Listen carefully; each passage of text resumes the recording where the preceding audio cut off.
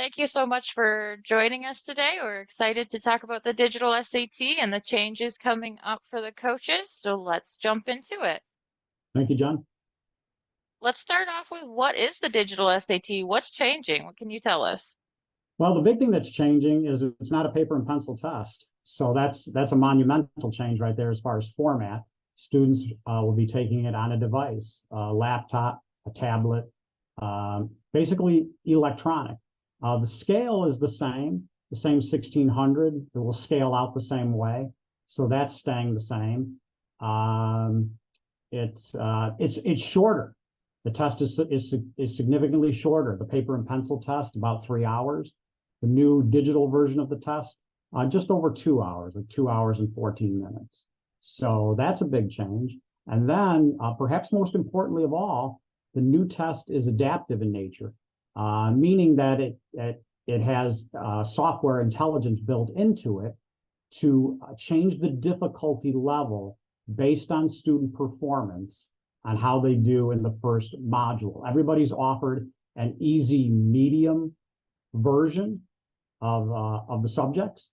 And then based on how they do, round two or module two will adjust. If you do extremely well, it will get harder. But as it gets harder, the ceiling for capturing more points goes up. The student does not as well, then the difficulty level goes down, but then the overall number of the upper boundary of one score is capped. So that is a big difference, and brand new to this test. Okay, great. Yeah, and I know we'll get into a little bit more about what that adaptive part of the test looks like in just a minute. So as you mentioned, I think I jumped ahead a little bit to what's changing, but some of the things that are staying the same, as you mentioned, the scale, the point scale, it'll still be proctored at schools. Accommodations are still available and same general test matter, but a lot Yeah, of the those subject, changes. just to add to touch on that for a moment, the subject matter is basically the same. The presentation will be different, but it's not like there's going to be like a whole bunch of brand new subjects or any new subjects for that matter. It still goes across the core subjects: reading, writing, math. So You touched on this. Let's take a look at the breakdown of what the format's going to look like. yeah, So our we can slide. see here the current paper one versus the new one. Do you want to talk a little bit about the breakdown? Yeah, our slide here shows us the old and the new. And you can see just by looking at this that the old is more questions. It's 4 sections, and the new test is 4 sections or 4 modules as well. But look at those time differences: 65 minutes on the reading, and now the module for reading there is 32 minutes. And then you can see we have our little graphic off to the side. Look at the number of questions: 154 versus 98, and the time limits. So they've really gone to great lengths to make this a tough, tight, concise test, compared to the old paper and pencil version of the test. Great. Another thing I noticed was that instead of putting all of the experimental questions at the end, which not every student always got on the paper test, now they will be mixed into the module. So even though there are 27 questions on each module in the reading and writing section, actually only 25 of those will count towards the student's score. So it's not Right, something that, that they'll even know they're doing, but just something right, to keep in mind. right. Absolutely. Let's talk more about this adaptive test and what that means. So all students will get the same first level of the module. And Right. then depending on how they perform, that will move them on to the second module. Right, that's right. Everybody gets kind of like more or less the same difficulty level in module 1, and then the software algorithm figures out your accuracy rate and then adjusts for module 2 of reading and writing, for module 2 of math, and that is going to sets the ceiling for how many points the student can capture on module 2, and the overall when module 1 and module 2 are summed up together.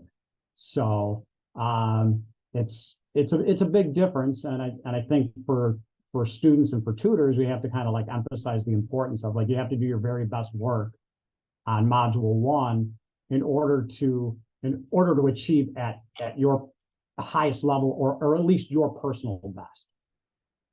Right. Which brings us to our next point about weighted question.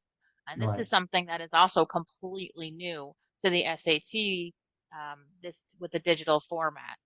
So Right. prior on the paper test, correct me if I'm wrong, Pete, but they are all weighted the same. If you got a hard one wrong or an easy one wrong, it was one Right. wrong, 1 point. But now it'll be more harmful to the final score if you get an easy question wrong, but more helpful if you get a hard question right. Right, exactly. Before, everything was equal. 1 point for an easy question, a hard question. That's the way the paper and pencil test has been. That's the way it'll be until it's retired. But now, because due to the adaptive nature, if you miss an easy question, you're sacrificing opportunity to capture the max, because you want to get as many questions right as possible.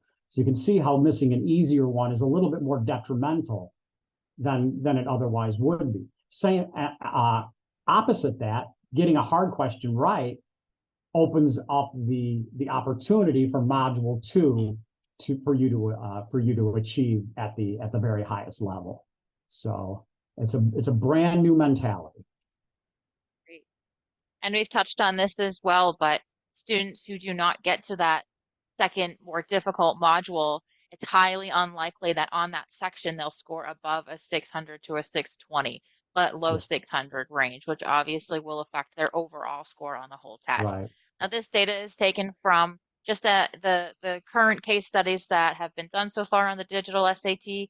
As more and more tests are taken, this may adjust, but as of right now, this seems to be what most Right. folks This are is the seeing. research we have for right now, and it seems to point in this direction. So very important to bear this in mind in tutoring and preparation and all of that. Great. All right, so now that we know a little bit more about the test, let's now hear more about how the student's actually going to take and practice, take the official and practice tests. And this is where this new app, Blue Book, comes in. Um, Pete, do you want to tell us a little bit about just the basics of Blue Book, and then we'll look at some of the features?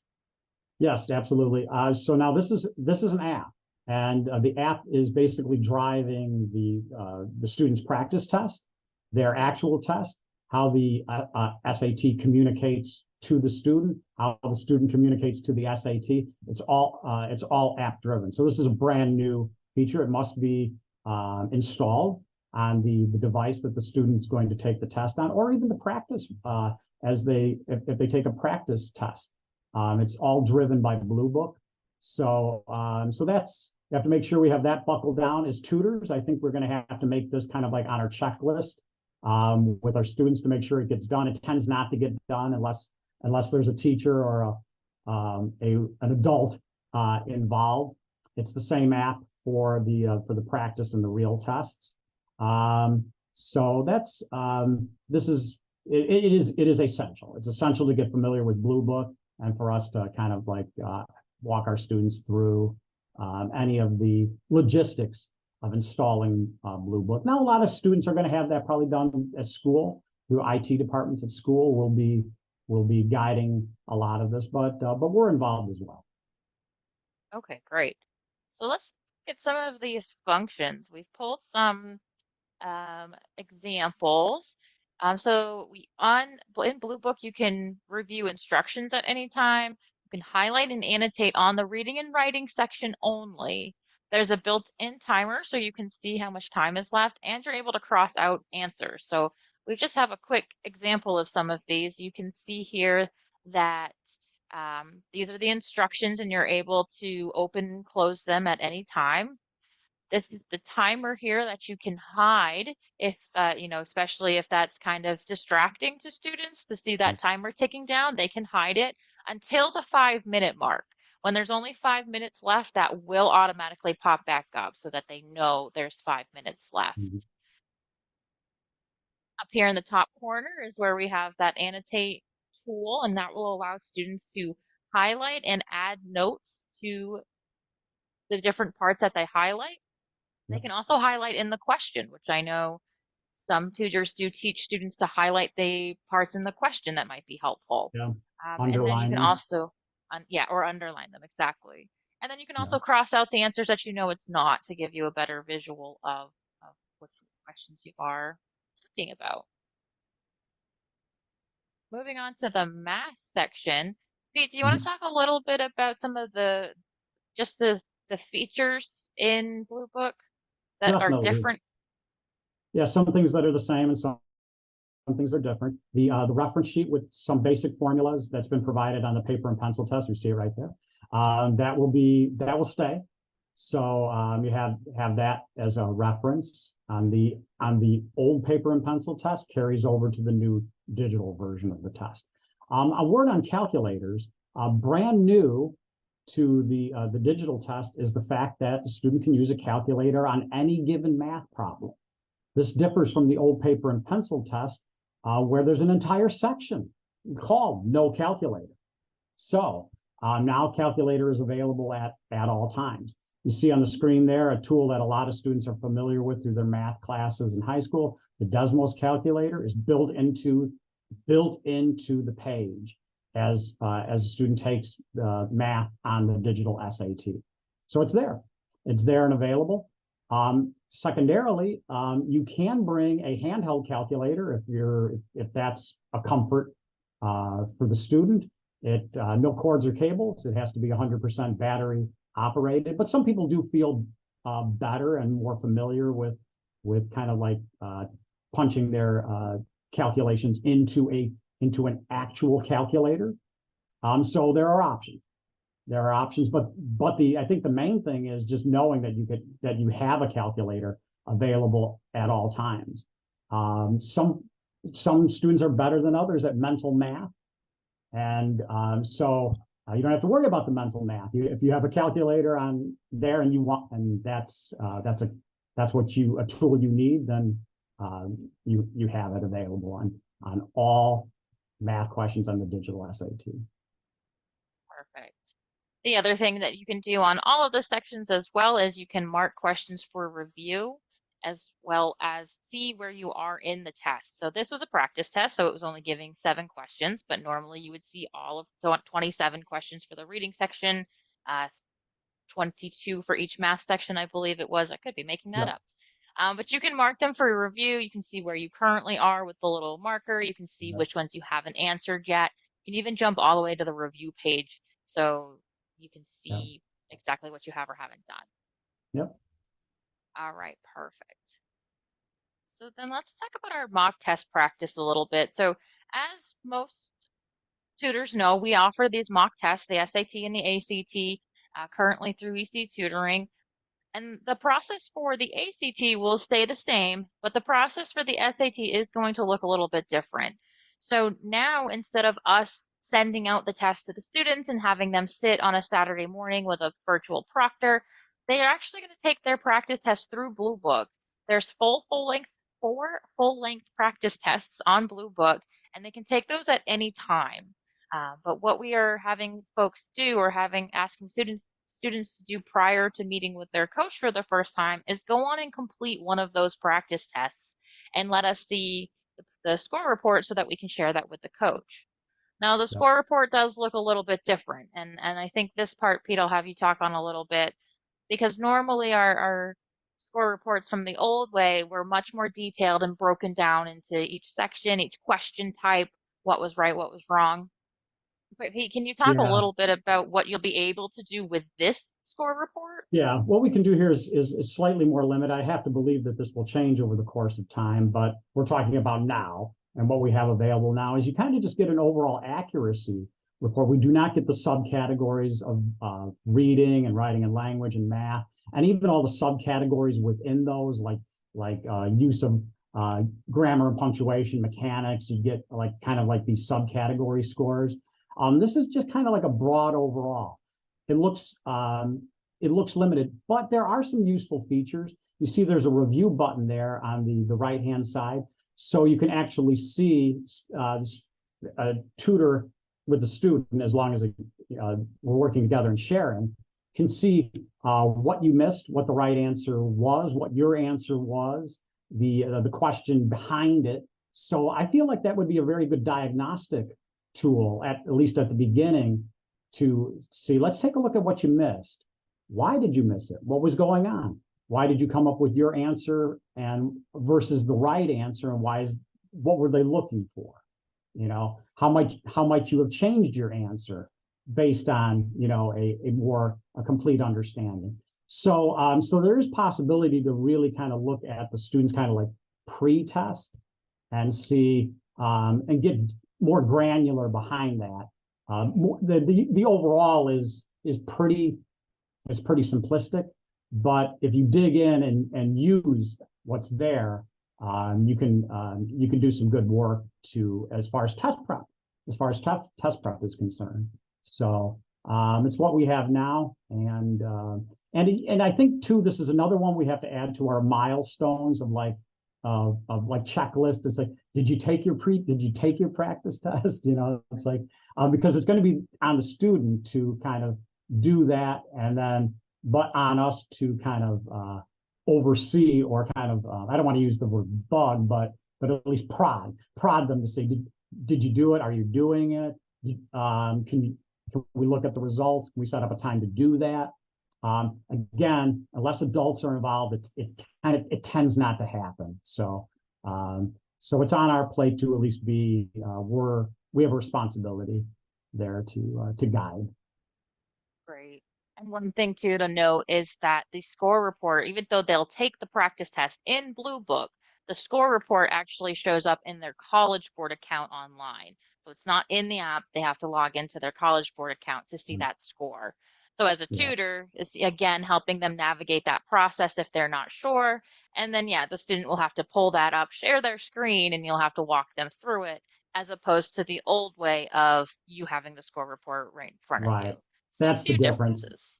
Yeah, that's the difference. Where previously we kind of just populate to everybody, and everybody could be looking at the same thing at the same time. Here, a little bit more cooperation will be needed.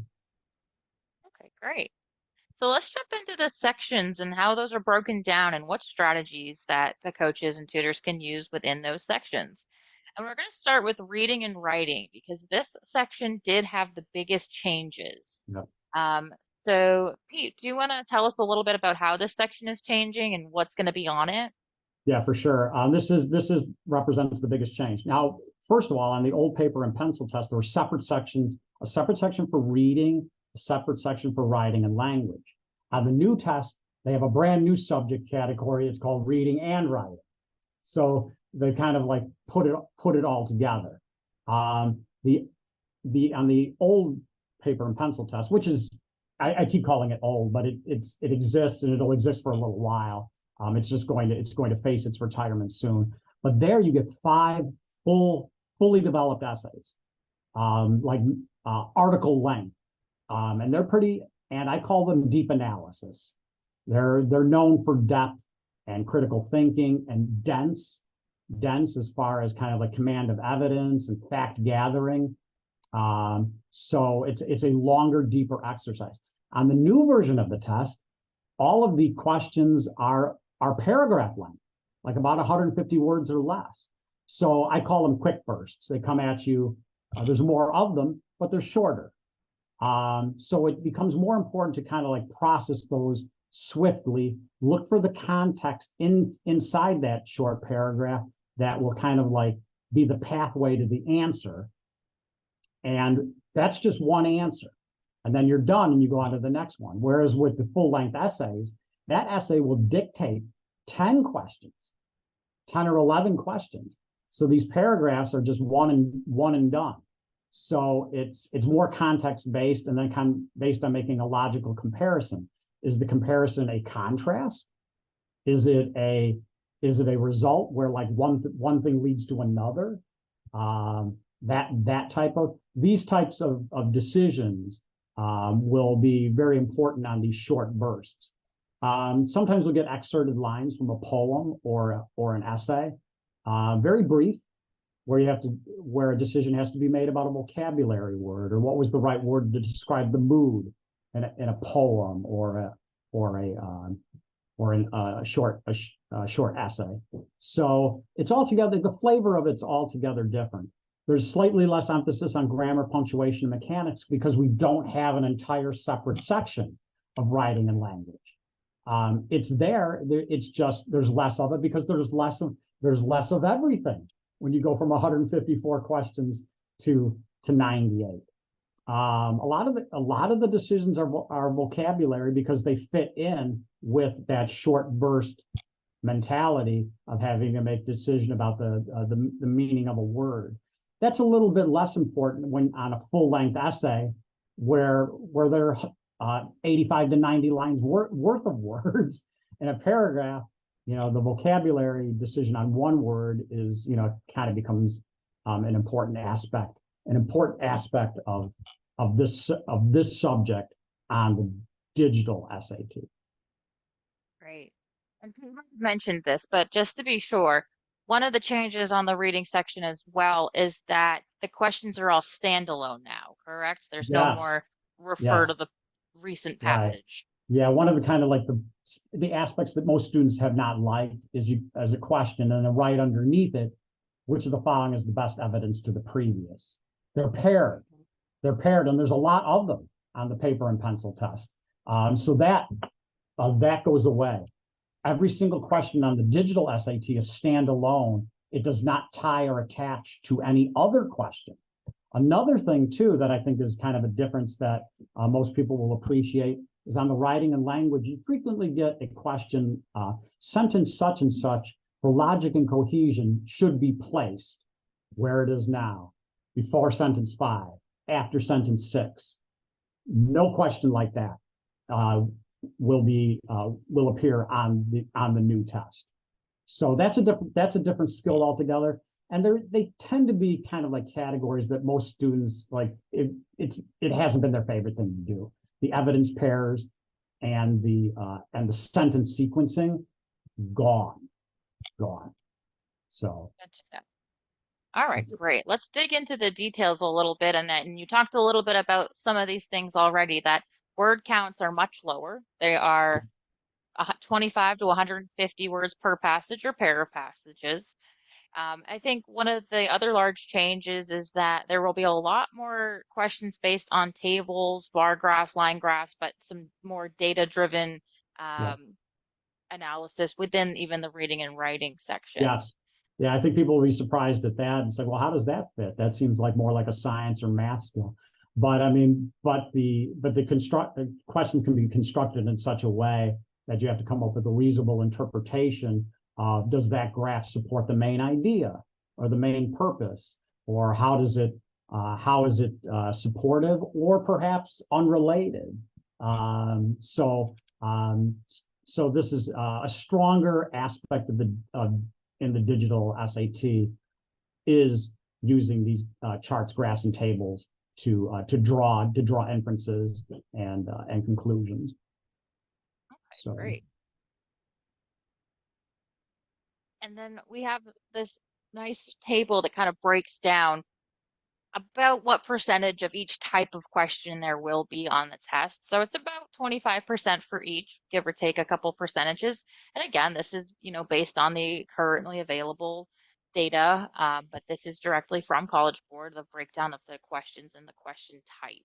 Yeah, the broad categories are off kind of like on that left-hand column there, information, ideas, craft and structure, how does the author do what they do, expression of ideas, standard English conventions. These are your decisions about punctuation, transitional words like however, nevertheless, in addition, grammar decisions, broadly lumped under that, what they call standard English convention. It's a pretty even distribution across the categories. Great. So we've got a few examples here just to share quickly. And so we just wanted to show a couple of the different types of poetry questions that might be seen.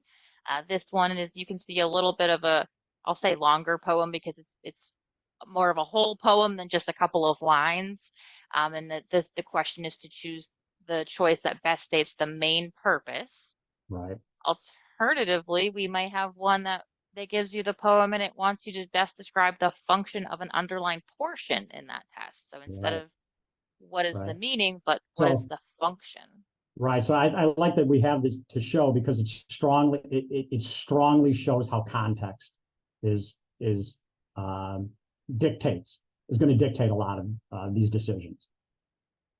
Right. And then even a third version of a poetry question, it doesn't even give you a poem, but it wants you to say, which quotation from this poem most effectively illustrates the claim. So it gives you the claim and it wants you to fill in the statement.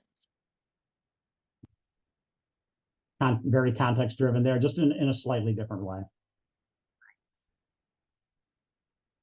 And then the logic and reasoning questions, I feel like these are pretty standard, similar to ones that were on the paper test as well. Which choice completes the text with the most logical and precise word or phrase? And this is sort of getting into the vocabulary, as well as context. Yep. And then we also have an example. Sorry, Kate, did you want to add something? Oh no, you're good. You're good. Okay. And then we have one showing the data, the graph, tables or charts that might be seen on the test as well. And then finally, this one, and I'm not sure, I think this is also new, Pete, is the synthesizing information where they give you a list of bullet points Yeah. and they want to know which one, the question might be to compare them or synthesize the information. And what I find interesting is that most of the time, the correct answer will contain some of the bullet points, but it's not going to contain all of the bullet points. So it's Right. trying to figure out which one of these most effectively. Right. Exactly. I mean, I think this is a good example where the SAT tests on this a lot, is where you have to look for meaning over verbiage. A lot of people look for verbiage and say, "Oh, those are the exact words in the answer, so that must be the answer." It's instead it's kind of testing your ability to turn words into meaning. And if you're looking for exact verbiage, that's only part of the task. So this is brand new. I mean, I don't see there's anything comparable to this on the paper and pencil test where you kind of have to assemble like these bullet point notes and then draw like a relevant answer choice based on what the question wants you to accomplish. So Okay, great. So let's talk about some strategy. What changes because of the changes to the test? Does that change the type of strategy that you need to work with students on? yeah, definitely. I think like I said, on the old test, I think I've always helped students, or to the extent that you can, is try to get them to go to deeper analysis and critical thinking. And now I think that it's a little bit lighter on that and more on making kind of like tactical decisions about like what's kind of like the swift logical comparison or inference to be drawn on rather than assembling an entire article worth of material. It's shorter and kind of just like based on like using like your short-term memory to make a swift decision rather than one that requires a deeper amount of thought. So it's easy. It's easier to describe than to do, but it's really based on length. I mean, the length of a piece is going to dictate how much time you're going to have to spend with it. How much time you have to stick with it. Here you don't have a lot of time. You got to go on to the next one. There's 25 of these little miniatures, and it's kind of like coming up with that coherent decision based on a shorter amount of material and the context into which it is placed. Okay, great. And then the other new thing with the strategy is this has always been a thing on the math side, but now on the reading side, questions will be listed from easy to hard. Within the reading and writing, it's listed from easy to hard within each sort of subtype of question. So this graphic Yeah, just shows that, within each section, the sections will be broken down easy to hard. right.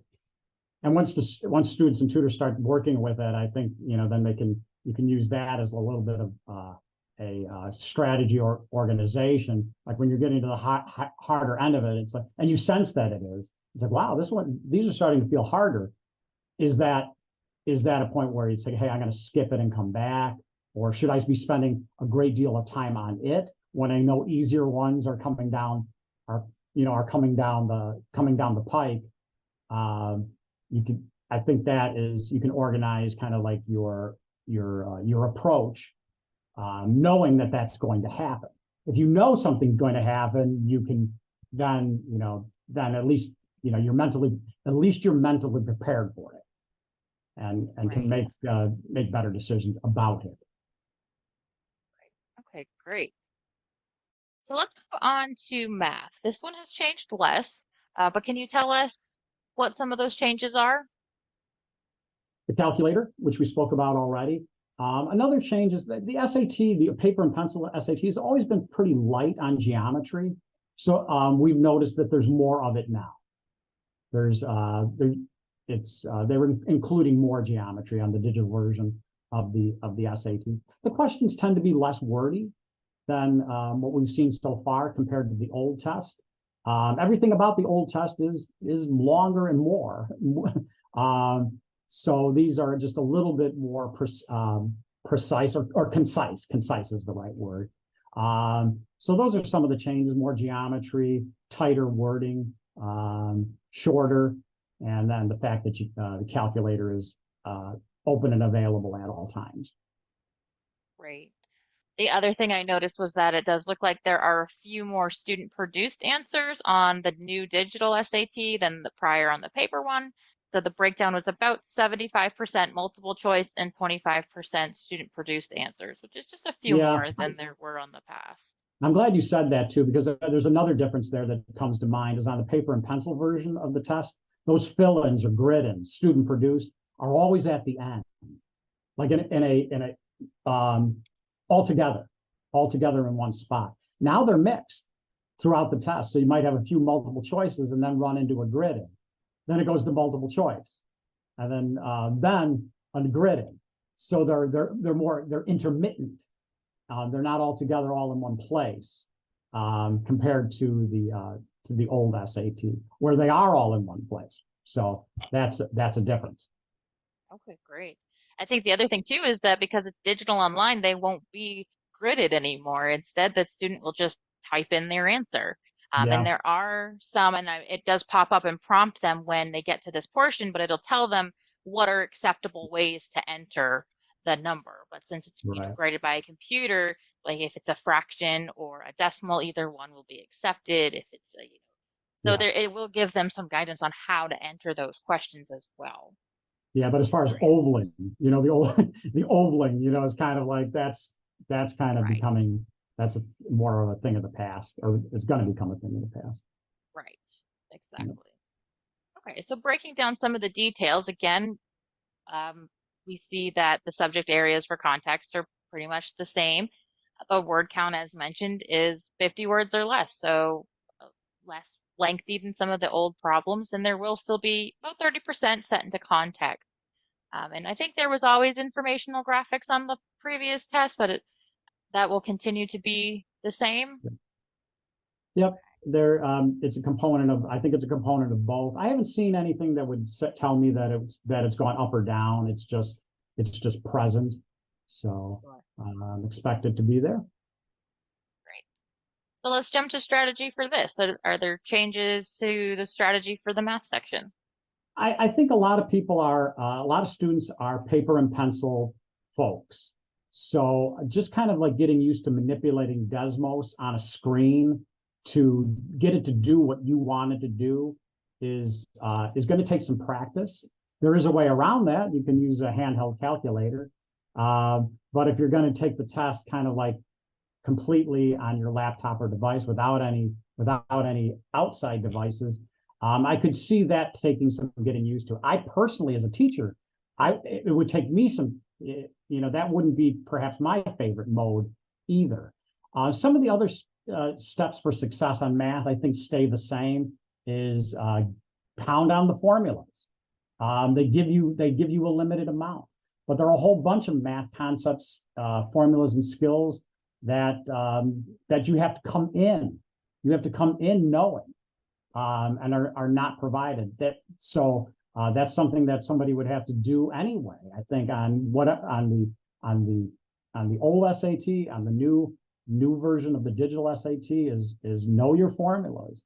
And I personally have a packet that I share with my students to do just that. And practice the most common problem types.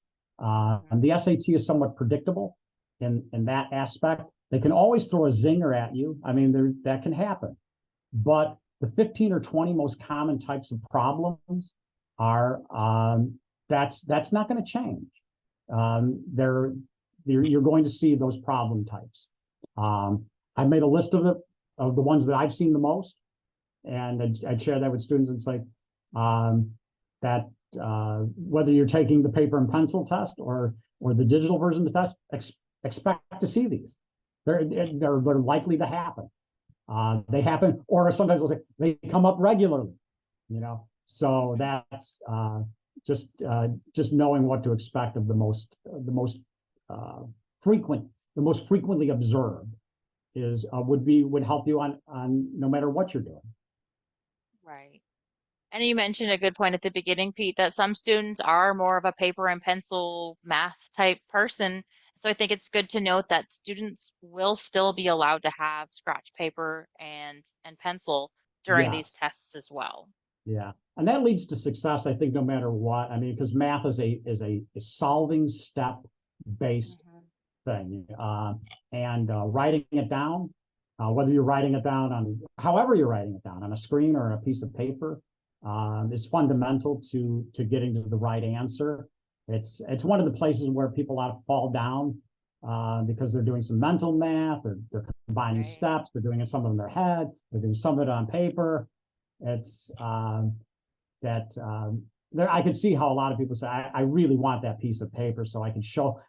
I'm not showing the work to the SAT. I'm showing the work to myself, so that I make sure that I haven't missed anything. So that is a comfort. Great. Good. Okay, so now that we've talked about the sections, let's move on to what do students need to take with them on test day. And the first thing I want to talk about is eligible device and what that means. So let's see if I can.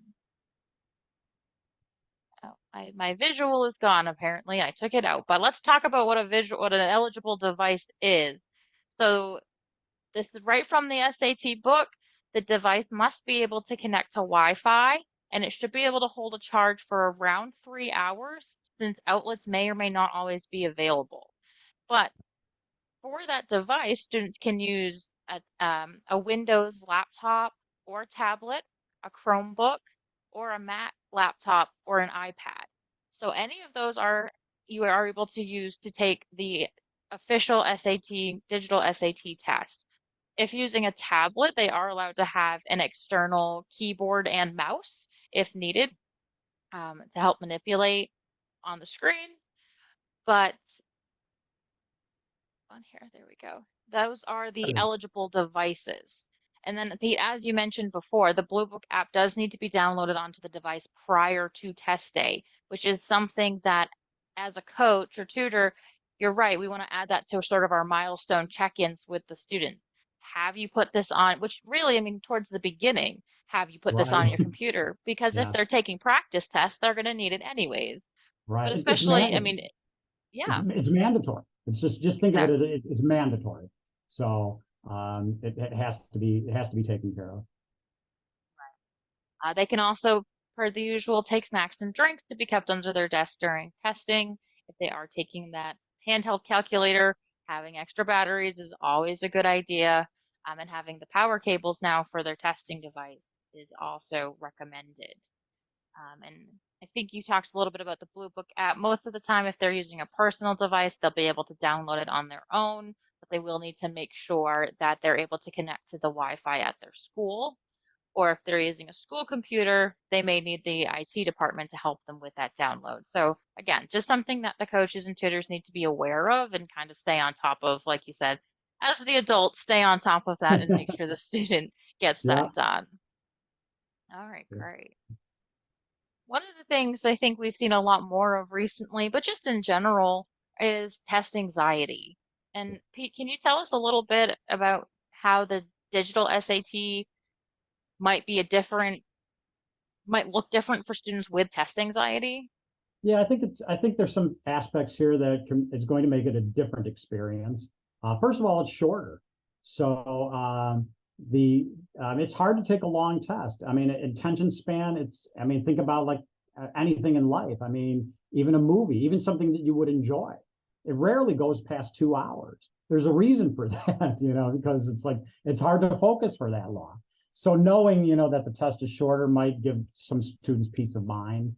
There's fewer questions. So I'm going to be able to, it's not going to feel like I'm running a marathon. I mean, you are in a way, but it's just shorter. The fact that the questions are going to go from easy to hard gives you, you know what to expect. You say, I don't necessarily like it, but at least I know what's coming. I know what's coming. And if I know what's coming, I can make decisions around that. I'll skip the hard thing and come back to it. Things like that. And then some of the things that have caused grief, always cause grief. Like I mentioned, the evidence pair questions, the sequencing of sentences, the history passages, that are written in the Old English style. Some of these things that have always been hard for students to cope with. Well, if you know that that's not there, might you feel better about like, hey, I can go in there and do my best or do better because I'm not running into some of the more aggravating aspects of the test. Like that evidence pair, I could see a student, I talked to students about this. Some students say, oh, no, great, now I'm going to get 2 wrong. It's kind of like that feeling. I'm either going to go 2 for 2 or I'm going to go 0 for 2. Well, imagine that being removed, which it will be removed. So all of these things taken together, I think might help students feel more comfortable about what they're doing. Now, we live in a device-driven world too. I mean, so I think there's that. I mean, where if you have a comfort level like of doing a lot of tasks on your phone, on your iPad, well, this kind of like aligns with that. A paper and pencil test sometimes feels like it's more like school. It's like I'm not saying that it's a cakewalk in any way, shape, or form. I'm just saying that it's different, and some of those differences might play to student strengths. It's like, hey, I'm used to doing my homework on an iPad. It's like, and Right. and here it is again. Just that little bit is just it's talking to students in the world in which they live. I think makes all the difference in the world. Absolutely. All right, wonderful. So when does this all roll out? Well, we have the PSAT will be digital this year, so this month, October 2023, Yeah. and the first full digital SAT will be March of 2024. So that means that shortly here we are going to have students starting to prep for that digital SAT. There are a lot of students right now who are still focusing on finishing out this year and doing the paper SAT since it is more familiar right now, but we are going to start seeing that transition over to the digital very soon. So here are some of the upcoming dates we have as well with the ACT and the SAT as well. So there are still 3 more paper SAT tests, October, November, December, and then it'll be all digital from there. Absolutely. Okay. So switching gears a little bit, we've got some new material to talk about. I think the main one, we've talked about it a bit, is Blue Book.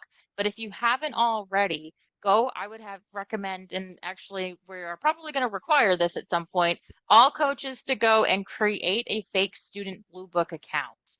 And that will allow you to test out all of the features. You'll be really familiar with the process. And I would say, this is the link to download it, but download it, create your free account, and actually take a practice test so that you can feel completely confident with your abilities within that software, so you'll be able to help students.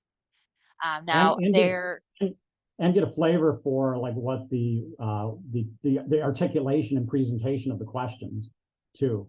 So right, this is I always say go to first party materials. Well, this is it. This is it. I mean, this is the Grand Poobah of first party materials. It's Blue Book. It's their thing. So right, what better way to, or what would be a better starting point than it? It's absolutely. you And kind of it's have to do that. very easy to create a free account. You actually will start on College Board's website to create a College Board account if you don't already have one. But within the Blue Book app, it will walk you through how to do that as well. And then you use the same login information for Blue Book as you did for your College Board account. Now, you do have to put in a date of birth, so you will probably need to do a little bit of math and put in not your real date of birth, so putting in 2007 or 8, whatever you need to make it look like a student, but definitely Pretend you're very 17. exactly. And then we will have the books. And now these have been sent out to all of our current coaches and tutors. But Pete, do you want to just talk a little bit about these books for the digital SAT? Definitely notice that they're digital. I mean, so the old book, there's a thick, I call it Big Blue.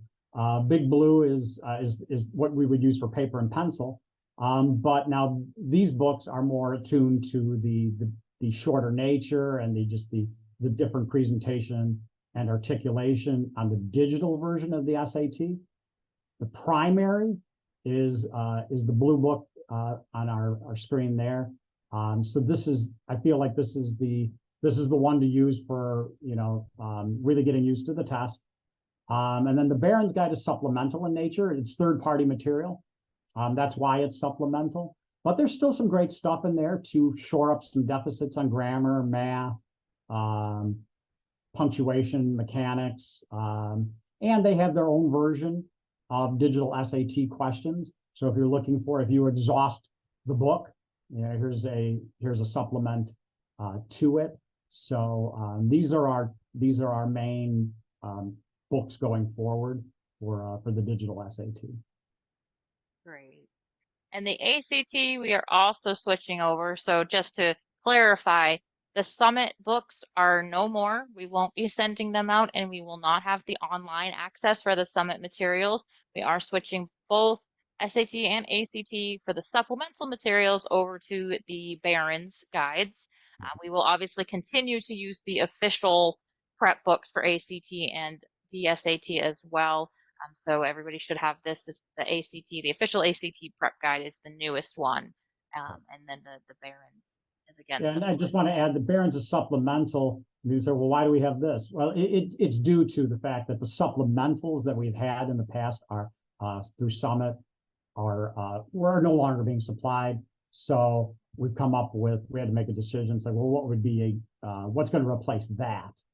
And the Barron's book is a good option, again, to cover subject matter area deficits, practice, and further practice with ACT type questions. We have our primary, we have our supplement, and the reason we have a supplement is due to losing the Summit books.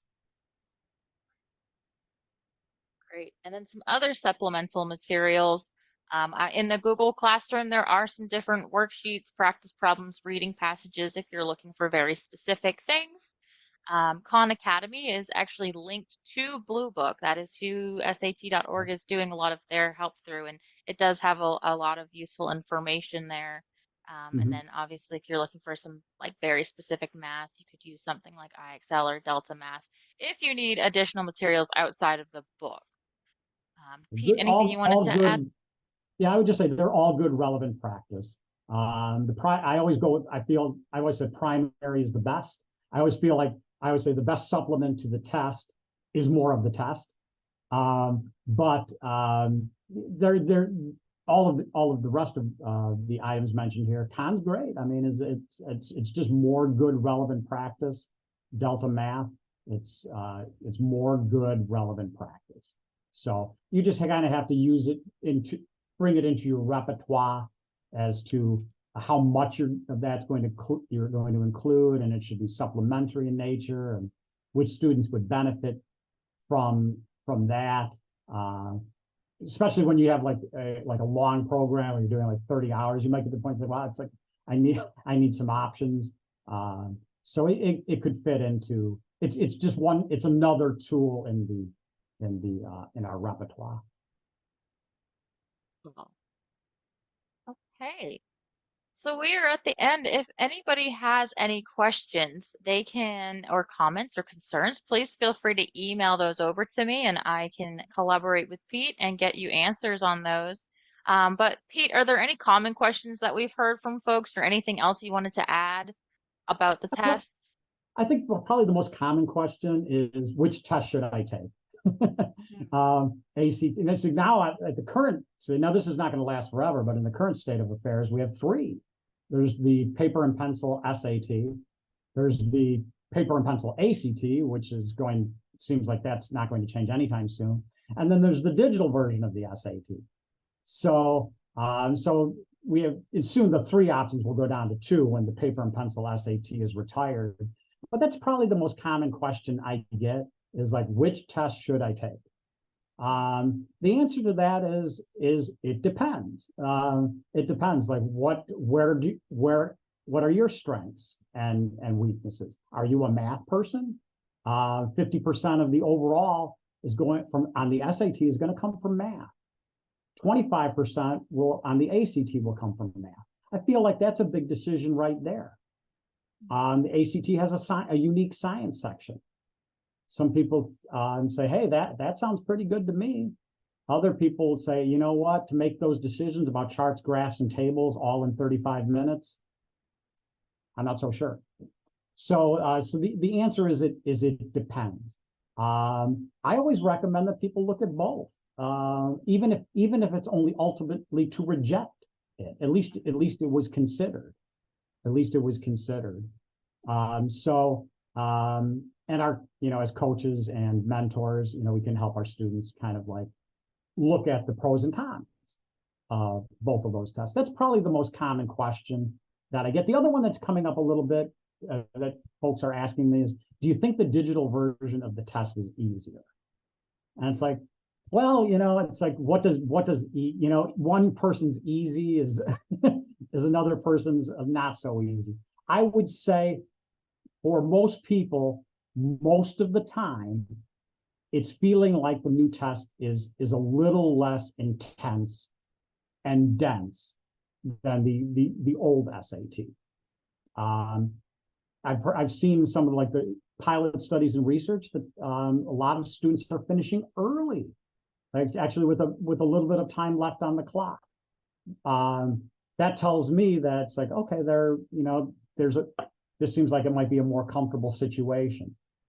Now, is that true for everyone? Rarely in life is something true for everyone all the time. I don't like words like always and never because they're extreme answers. But I would say that's probably the dominant trend. On the other hand, I could see somebody saying, you know what, I've taken the paper and pencil test as a freshman, as a sophomore. I'm used to it. This is what I've seen. I kind of know the rules of the game. That's what I want to do. So there are different ways of looking at this. Does that mean one person's right and the other's wrong? No, it's just what's right for you. And that takes a little bit of experimentation. Tutoring always feels like a laboratory. Is like, let's go in and try some things. Okay, it didn't work. Big deal. It doesn't count. It's not official. You learn something about something that doesn't work. Find something that does work. So those are some of and I think those types of questions come up all the time, no matter what no matter what the environment for testing is. But I think they'll probably be more amplified now because there's another player on the field. All right, wonderful. Well, thank you so much, Pete, for taking the time to share all of this information about the new test and the new strategies. Hopefully, this was helpful and going to be helpful for the upcoming tests. And as things change, we will always keep folks up to date. But hopefully, this has been helpful. And like I mentioned, if anyone has any questions, please email me. And between Pete and I, we will get you some answers. So wonderful. Thank you very much for including me, and enjoy the conversation, and we enjoy hearing back from anybody who has any questions or concerns.